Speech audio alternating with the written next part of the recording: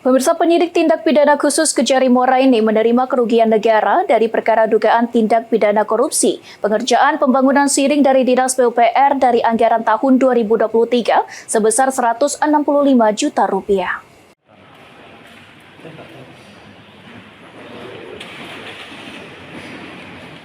Setelah sebelumnya menetapkan 3 tersangka dalam kasus tindak pidana korupsi proyek Pokir DPRD Muara Enim melalui Dinas PUPR melibatkan mantan pegawai Dinas PUPR selaku PPK, penyidik tindak pidana khusus dan intelijen Kejaksaan Negeri Muara Enim, kini menerima pengembalian uang atas kerugian negara pada tindak pidana korupsi pembangunan siring di Jalan Bukit Desa Pulau Panggung, Muara Danau, Kabupaten Muara Enim sebesar Rp165 juta dari tersangka HD, Direktur CVGG, dan 2 orang pengawas proyek pembangunan siring tersebut.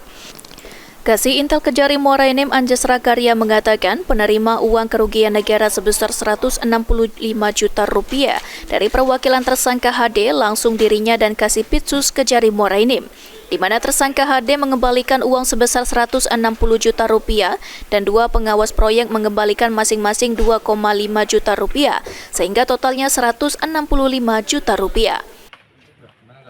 Hari ini telah menerima penyerahan kerugian negara sebagai nanti ditetapkan sebagai uang pengganti dalam persidangan dari tersangka HD dan 2 orang pengawas dalam senilai Rp160 juta dan Rp5 juta dikembalikan dari 2 orang pengawas kegiatan. Dari total Rp545 juta lebih, total yang sudah dikembalikan adalah sebesar Rp315 juta.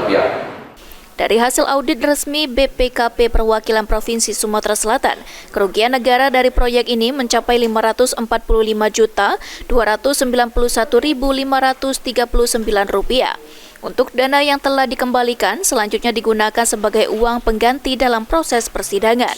Mardian Syapal TV.